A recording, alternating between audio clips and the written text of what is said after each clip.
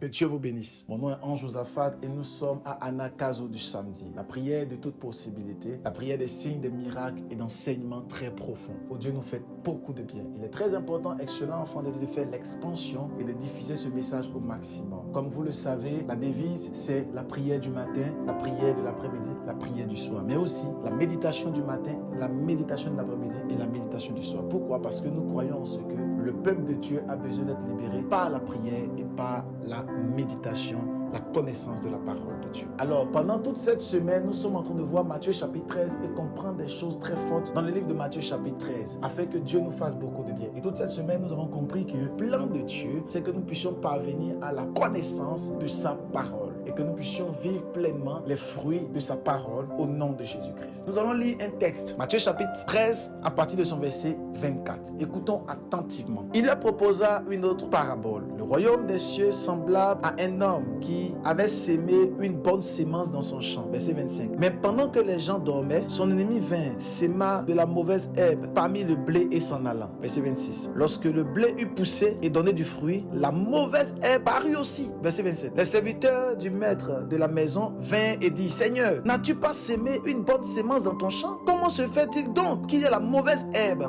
Verset 28. Il leur répondit: c'est un ennemi qui a fait cela. Les serviteurs lui dirent: veux-tu que nous allions l'arracher? Verset 29. Non, dit-il, de peur qu'en arrachant la mauvaise herbe, vous ne déraciniez en même temps le blé. Aïe, j'aime la parole de Dieu. Waouh, quel message fort et puissant. Quel message extraordinaire et quel message très prophétique. Excellent enfant de Dieu, il faille impérativement que nous puissions comprendre ces choses très fortes et ces choses très puissantes. Ici, Dieu nous raconte une histoire de quelqu'un qui a sémé le blé. Et le blé est le symbole des fils de Dieu. Et il a sémé la grâce, il a sémé des bonnes paroles dans la vie de ses enfants. Et lorsqu'il a sémé, plus tard, son ennemi est venu pendant la nuit, pendant que les gens dormaient. Attention, pendant que les gens dormaient. Voilà pourquoi il est important de ne pas dormir. Il est important de veiller et de prier. Lorsqu'on parle du sommeil ici, ce n'est pas le fait de ne pas dormir sur le lit. Non, c'est le fait de ne pas oublier la parole de Dieu. C'est le fait de pouvoir vivre ta vie et oublier les choses spirituelles. Parce que lorsque tu dors, tu es inconscient. Amen. Donc c'est le fait de ne pas dormir. Donc de ne pas rester inconscient des outils et des choses spirituelles de la parole de Dieu. Et la Bible dit clairement, pendant qu'il dormait, un ennemi est venu s'aimer. Et il est venu s'aimer de l'ivraie. L'ivraie n'est rien d'autre que les fils de la perdition. L'ivraie n'est rien d'autre que les fils pervertis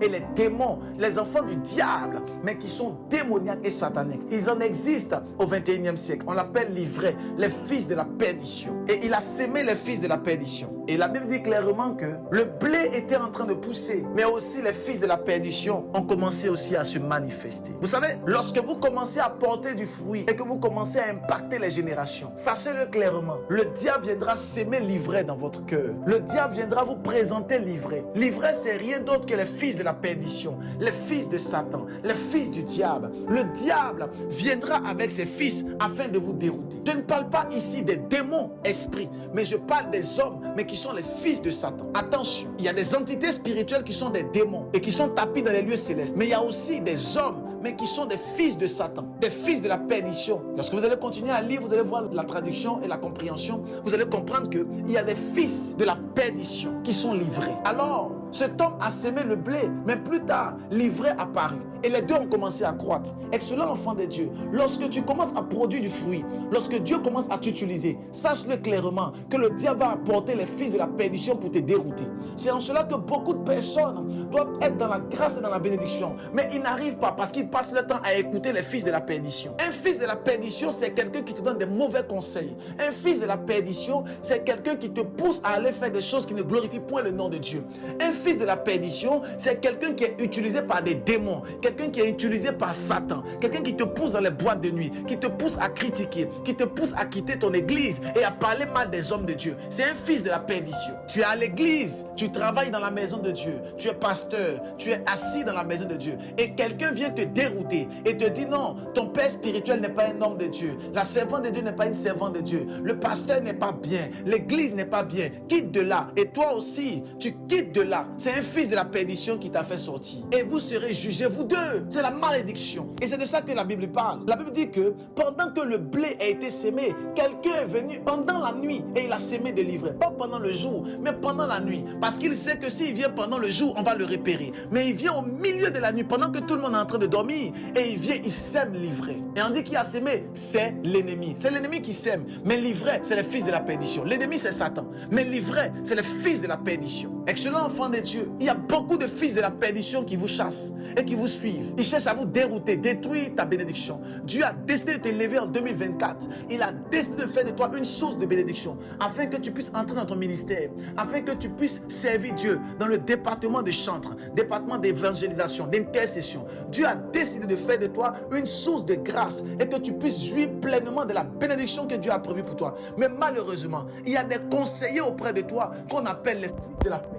Tu dois avoir pour conseiller la parole de Dieu. Tu dois avoir pour conseiller Christ. Tu dois avoir pour conseiller ton père spirituel. Mais pas les fils de la perdition. L'une des caractéristiques des fils de la perdition, c'est que les fils de la perdition avaient pour habitude de nous donner des bons conseils. Mais plus tard, un conseil peut nous détruire au travers d'eux. Souvenez-vous que Jésus-Christ a dit à Pierre, arrière de moi Satan. Or Pierre est le fils de Dieu, mais il dit arrière de moi Satan. Pourquoi? Parce qu'à l'instant T, les paroles que Pierre donnait étaient les paroles du fils de la perdition. Attention, excellent enfant de Dieu. Il y a des fils de la perdition qui sont en train de dérouter. Et pendant que Dieu veut t'élever, pendant que Dieu veut te bénir, tu passes ton temps à écouter des personnes qui te font sortir des églises, qui te font sortir de ta grâce, qui te font sortir de ta bénédiction. Mais je prie pour toi ce matin, que l'Éternel te propulse dans une dimension prophétique et exponentielle par la puissance du Saint-Esprit. Que la gloire et la faveur de Dieu, l'onction et l'autorité du roi des rois soient avec toi au nom de Jésus-Christ. J'éloigne de toi l'ivraie. Que les fils de la perdition s'éloignent de toi par la puissance du Saint-Esprit. J'éloigne de toi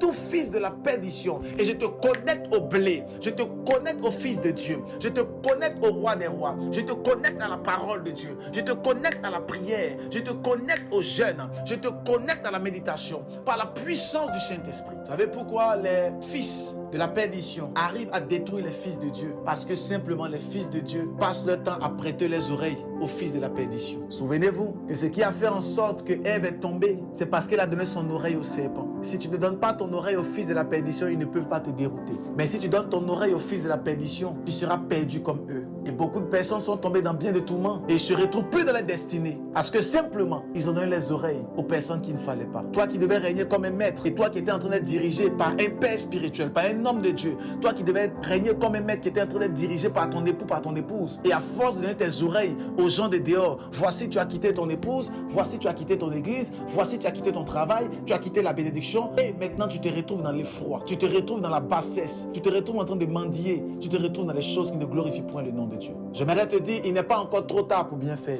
Retourne à ton Père, retourne à Dieu, retourne au roi des rois. La Bible dit, l'enfant prodigue s'est dit en lui-même, chez mon Père, il s'est dit en lui-même, j'irai. Excellent enfant de Dieu, retourne à ton église, retourne à ton Père spirituel, retourne à Dieu, retourne à ton église, retourne à ton premier amour, retourne à la parole de Dieu. Et assurément, le roi des rois t'élèvera, te bénira et te positionnera au-dessus de ta génération. Je prie pour une personne qui est connectée et qui entend le son de ma voix et qui n'arrivait pas à être stable dans une assemblée, stable avec Dieu, stable dans la prière. Et je libère sur ta vie maintenant une onction surnaturelle qui te stabilise dans la grâce et dans la faveur, qui te stabilise à l'église et qui te stabilise dans le creux du rocher. Que l'Éternel ouvre des portes au devant de toi afin que tu puisses vivre pleinement la grâce de Dieu sur ta vie. Je viens pour te déconnecter des malédictions ancestrales et des malédictions générationnelles. Mais je te propulse dans la bénédiction et dans la grâce au nom puissant de Jésus-Christ. En ce anakazo du samedi,